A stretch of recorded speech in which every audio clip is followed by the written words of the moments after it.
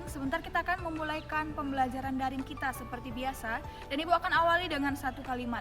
Seringkali dalam kehidupan kita sehari-hari, kita mengalami hal-hal yang tidak sesuai dengan keinginan kita, tidak sesuai dengan akal pikiran kita, tapi ingatlah, itu hanya hari yang buruk, bukan hidup yang buruk.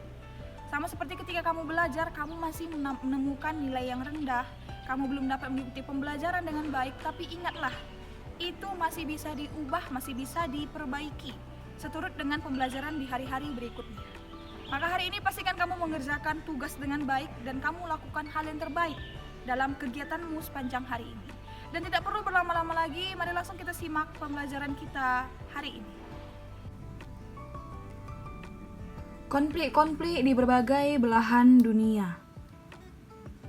Nah, yang pertama kita bahas adalah konflik di Timur Tengah, di mana nanti terbagi menjadi beberapa bagian. Salah satunya yang kita bahas hari ini adalah Perang Teluk. Setelah Perang Dunia Kedua berakhir, di kawasan Timur Tengah berlangsung konflik yang kemudian berkembang menjadi perang, yaitu konflik Iran dan Irak. Perang tersebut lebih dikenal sebagai Perang Teluk karena memang berkobar di Teluk Persia dan terbagi menjadi 3 fase, yakni Perang Teluk 1, 2, dan 3. Tahapan Perang Teluk. Tadi sudah dijelaskan bahwa Perang Teluk nanti terjadi dan terbagi menjadi beberapa bagian, yaitu Perang Teluk pertama yang terjadi tahun 1980 sampai 1988, di mana dalam perang ini itu adalah peperangan antara Irak dan Iran atau Irak versus Iran. Kemudian Perang Teluk kedua itu terjadi di tahun 1990 sampai 1991. Yang berperang adalah Irak versus Kuwait. Kemudian ada Perang Teluk ketiga, itu terjadi tahun 2003, di mana yang berperang nanti adalah Irak versus invasi Amerika Serikat atau USA. Yang pertama kita bahas adalah Perang Teluk pertama yang terjadi 1980 sampai 1988, yang artinya peristiwa Perang Teluk pertama itu berlangsung selama 8 tahun. Sebab Perang Teluk pertama yaitu karena adanya sengketa wilayah, kemudian revolusi Islam oleh Iran, dan pencobaan pembunuhan terhadap Perdana Menteri Irak yaitu Tariq Aziz. Nanti di sini Iran dan Irak memperebutkan perbatasan di Selat Shatt al-Arab dan berlangsung dari tahun 1980 sampai 1988. Perang antara Iran dan Irak yang berlangsung selama 8 tahun ini itu berawal dan dimulai pada tanggal 22 September 1980.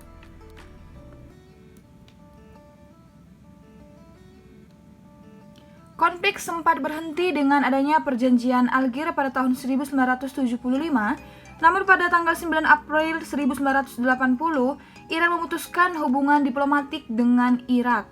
Dan 5 bulan kemudian, tepatnya pada tanggal 22 September 1980, Presiden Iran, Bani Sadr, mengerahkan perlawanan kepada Iran. Kemudian Irak dibantu oleh gerakan nasionalis Kurdi dan negara sekutunya. Dewan Keamanan PBB akhirnya mengeluarkan resolusi agar Iran dan Irak melakukan gencatan senjata yang menyebabkan nanti selesainya Perang Teluk pertama, dan Irak mengembalikan sebagian wilayah di Shatt al-Arab kepada Iran. Pasukan Kurdi yang dimaksud adalah gabungan pasukan dari negara Turki, Iran, Irak, dan Suriah. Ini dia gambar Saddam Hussein sebagai presiden Irak, dan pada masa itu merupakan pemimpin Irak dalam melakukan Perang Teluk pertama, kedua, dan ketiga. Dan ini adalah gambar dari Presiden Iran, Bani Sadr, pemimpin Iran. Dan ini adalah peta wilayah yang menunjukkan garis perbatasan antara Irak dan Iran, yaitu ada Shatt al-Arab. Nah, kemudian Perang Teluk kedua itu terjadi tahun 1990 sampai 1991, artinya berlangsung selama 1 tahun. Perang Teluk kedua adalah perang yang terjadi di Timur Tengah yang dipicu oleh invasi Irak terhadap Kuwait.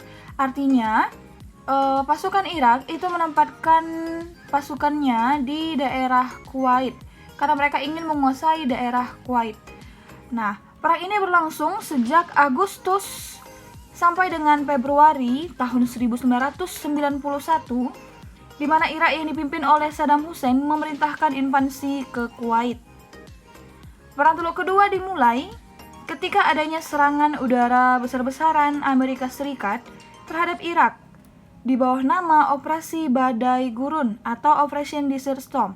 Ini adalah gambar contoh atau dokumentasi dari peristiwa invasi Irak yang ada di Kuwait pada masa itu. Nah, dalam penyerangannya kepada Kuwait, Irak mengkambing hitamkan Kuwait dengan cara mengungkit-ungkit masalah yang sebenarnya sudah selesai, seperti menuduh Kuwait menyedot minyak mentah dari daerah perbatasan kedua negara.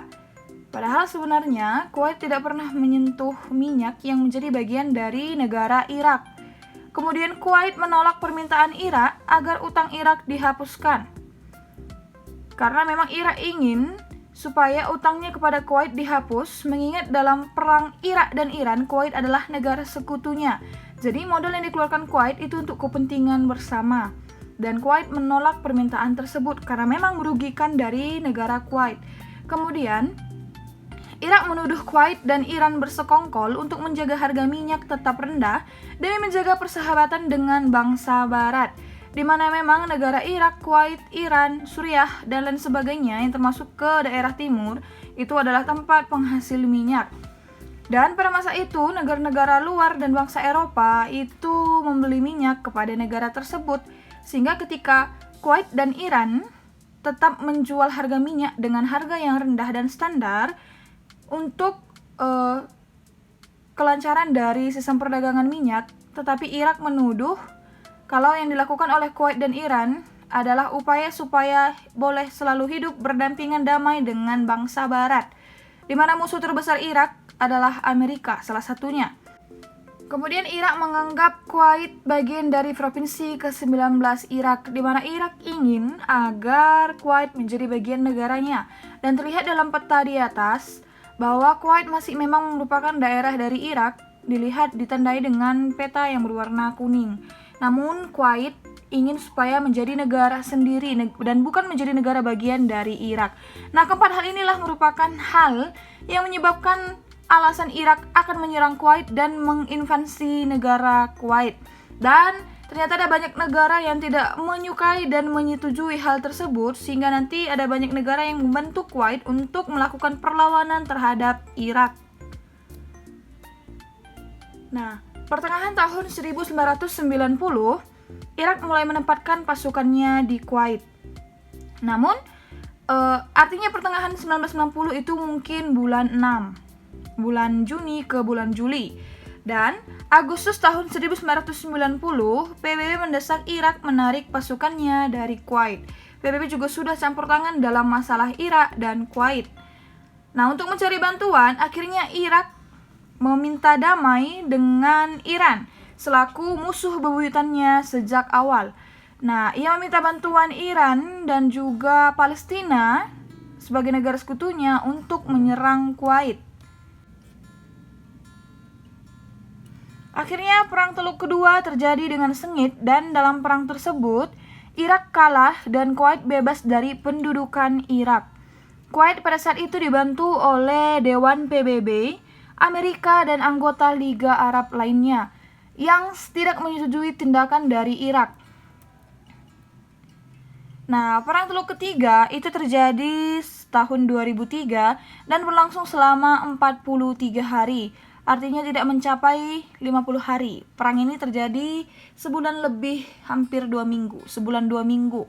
Nah, perang Teluk Ketiga itu terjadi dengan serangan yang cepat. Invasi koalisi ini berlangsung cepat meskipun menghadapi perlawanan besar. Pasukan koalisi dengan cepat mengamankan ladang minyak dan pelabuhan penting di Irak Selatan. Banyak tentara Irak yang menyerah. Perang Teluk Ketiga terjadi dan berakhir dengan penangkapan Saddam Hussein, di mana Saddam menghilang sejak Amerika Serikat menginvasi Irak Kemudian sejak saat itu dilakukanlah pemburuan orang terbesar yang pernah dilakukan oleh Amerika Serikat, dan pada tanggal 22 Juli anak Saddam, Uday dan Qusay mati dalam perlawanan di tempat persembunyiannya. Dan pada tanggal 13 Desember Saddam Hussein ditemukan di sebuah peternakan di dekat kota Tikrit, dan akhirnya Saddam diadili di pengadilan tinggi Irak dan dijatuhi hukuman mati pada tanggal 30 Desember tahun 2006. Nah, demikianlah pembelajaran kita pada hari ini. Semoga pembelajaran kita pada hari ini dapat bermanfaat bagi anak kami sekalian. Dan kalau ada anak kami yang ingin bertanya, silakan tinggalkan pertanyaannya di kolom komentar YouTube kita ataupun Google Classroom kita. Dan semoga anak kami tetap sehat, tetap semangat, tetap jaga jarak, jaga kesehatan, serta kebersihan, supaya di pertemuan minggu depan pun kita masih dapat bertemu dan mengikuti pembelajaran via daring. Dan akhir kata Ibu mengucapkan salam jas merah, jangan sesekali melupakan sejarah. Tuhan Yesus memberkati kita semua.